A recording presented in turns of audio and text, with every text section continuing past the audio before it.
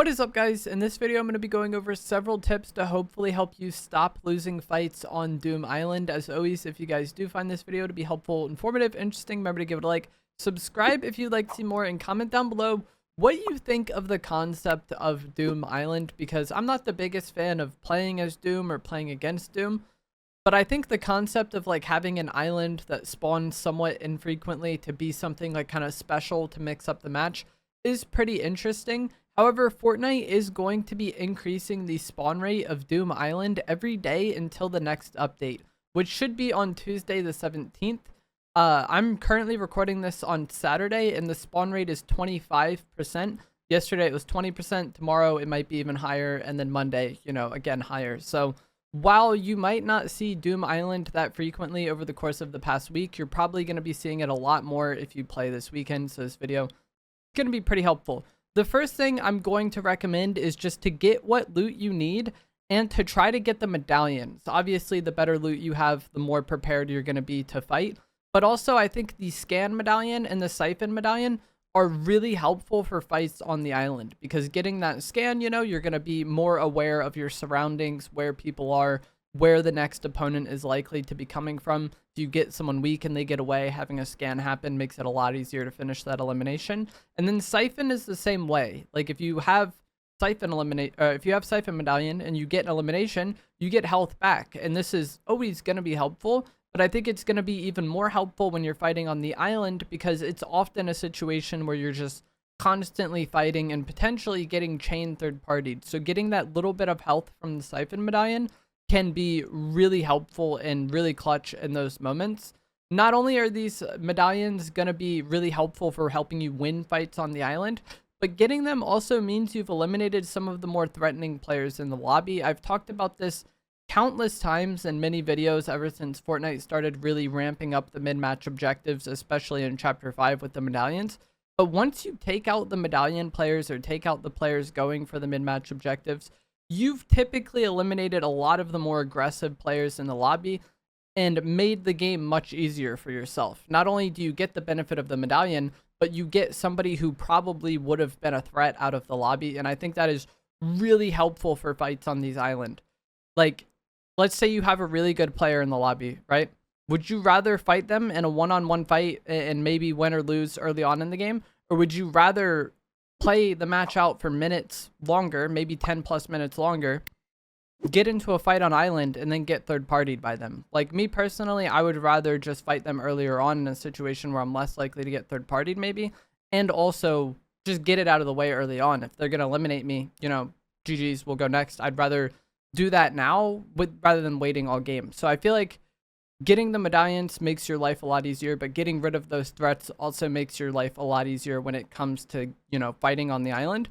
And I think just in general, playing aggressive from zones 1 to 3 so that there's less players remaining when island does spawn also makes your game a lot easier. And so it's not like you need to go incredibly aggressive and just push everybody no matter what. But like if you're just hiding all game waiting for island to spawn, there's probably going to be a lot more people left alive when it does inevitably spawn, and that's going to make the situation even more chaotic because they're all going to go over there. When I've had to fight Doom Island, like I've only gotten it like probably, less than 5 times, but every time I've gotten it, there isn't even that many people left in the lobby anymore because I've been playing aggressive and been getting eliminations throughout the course of the game. The medallions are also going to help with that, because if you have scan and siphon, you can just find players easier and get penalized less for fighting. So I think just like getting the medallions, you typically eliminated some of the better players in the lobby, but just playing aggressive earlier on in the game, you're probably going to, again, eliminate some of the more active players in the lobby, which makes your future fights easier. But you're also going to typically have less players remaining when island does spawn, and so you aren't going to have to fight like 10 people on island all at once, This is going to vary in game modes. I could see in squads it getting pretty hectic. People just tend to kind of stay alive longer and travel in bigger groups. But in solos and duos, when I've played, I feel like if you play aggressive and kill the lobby, you're going to have a much easier time getting the island.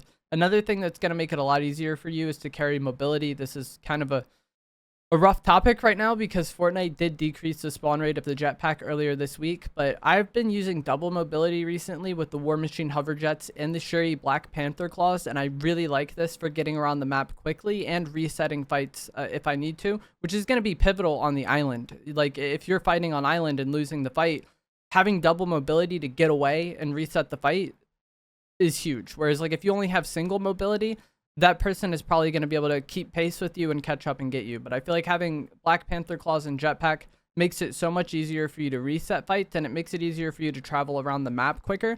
You can also use the Black Panther claws to just get up the island, which is really good for getting there quickly, but also in a situation where maybe you have to like drop off of island, you know, like you're losing the fight, you drop off to heal. Being able to use the claws to just climb your way back up, basically, rather than rifting or taking a zipline, is much more difficult for the opponent to predict or like know where you're coming up at. Like, it does make audio and some people will be aware of it, but I feel like it's far less audio than the zipline or a rift, so you might catch some players off guard if you have the Black Panther claws to be able to scale the island. After I get my attachments at the weapon bunker, and I still will go for a weapon bunker, again, you know, I want to get kills, I want to eliminate the people going for it, but I also want to get attachments and make my gun better. That way I can have a better chance to win the fights on island. So my goal basically when I hit the ground is get a jetpack, get claws, go get the medallions. It can be rough to get both of them in time if you don't have a jetpack, and that's just kind of the way the game is right now. But if I'm able to get mobility and get the medallions, my next goal is the weapon bunker to get attachments, you know, make my guns a little bit better. After I get the weapon bunker, my goal is going to be to go where I expect island to spawn. And if I don't know where island is going to spawn, I'll just go center third zone. So if you play a lot during the course of Chapter 5 and you consistently go for Loot Island, you probably know the spots where Loot Island can spawn decently well, and you can just kind of put yourself near where you expect it to be. Or if third zone has several potential island spawns in it, then you could just kind of put yourself between them or somewhere close. That way, regardless of where it goes, you can get there quickly, you know? If you don't really know Loot Island spawns, I would just go somewhat center in third zone. That way, no matter where it goes, you're probably not going to have a hard time getting to it, you know? If you're in the northeast corner of zone and then it goes southwest, far southwest, you know, you're going to have a harder time getting to it than if you're just center, you know? So if you don't know where it will spawn or you don't know the island spawns well, just go center and you'll probably have a somewhat easy route getting there regardless. Some players do like to take advantage of any of the NPCs that sell rifts, like the Peelverine NPC outside Restored Reels. So if he is in third zone, that is another option for you to just kind of go to him, wait and see where island is going to spawn, and then rift immediately once you see where island spawns. Doom Island does take longer to spawn than the regular island, so it's not like it's the end of the world if you're not like on it the moment it appears, you know? It takes quite a while, but I still think getting there early is nice, and, you know, using cars, using the rifts, or having double mobility, like in the case of the, you know, Shuri Claws and Jetpack, does make it a little bit easier for you to get there on time and get there, you know, fast, and hopefully be the first one to control the island. Once it does spawn, I think you want to not rush capturing it and play more for the eliminations and play more for your own life than just rushing the capture. Like, if you're really intent on capturing the flag and there's two people on island with you and you're still just kind of standing there in the center trying to capture it, it doesn't matter that you got it 70% of the way captured if you end up just getting eliminated trying to do so, you know? So I would recommend, you know, playing more for control, playing more for the fights. When you do, you know, eliminate players around you, or maybe you get there early and no one has shown up yet, then you can go for the capture and get some progress.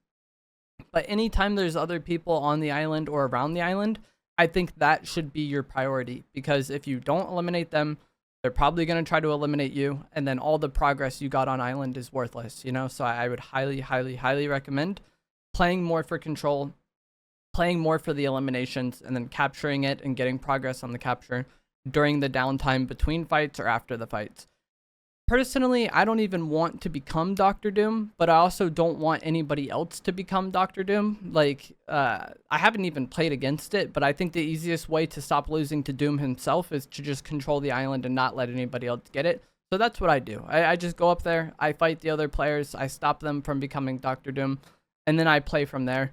Even after Island is no longer in zone, you may kind of want to like stick around near it if possible and make sure no one else is just sitting in storm capturing it, because it'll still be a 1-tick, I believe, when 4th zone is moving. So people can kind of go for sneaky storm plays to try to capture it. So I would still remain somewhat close to it. That way I can at least check on it and try to grief other players capturing it. But again, this is another reason why having the scan medallion is really helpful, because if you're near it and it's in storm, you can maybe scan and see if there's anybody nearby.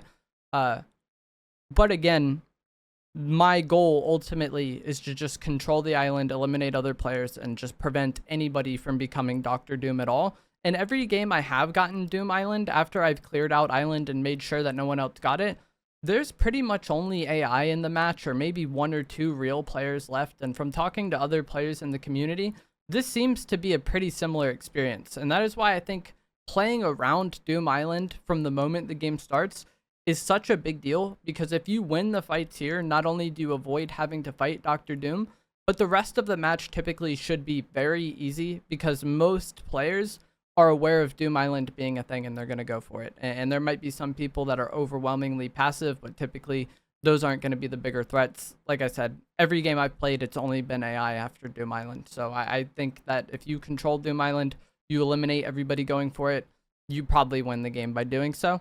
And that is why from the moment I start a match now, I'm concerned about getting my mobility, I'm concerned about getting the medallions, and I'm concerned about getting as many kills as I can, just so there is as few players remaining when Doom Island spawns, and those fights are as less chaotic as they possibly can be. I feel like that's a weird way to phrase it, but I feel like if you get medallions, you make fights easier for yourself, you eliminate the good players, the less people there are in the lobby, the less people there can be that go for Doom Island, and so you're probably going to have easier, less chaotic fights on the island itself.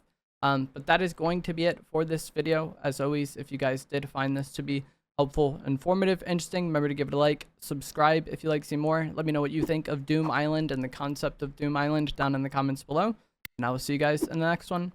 Thanks for watching.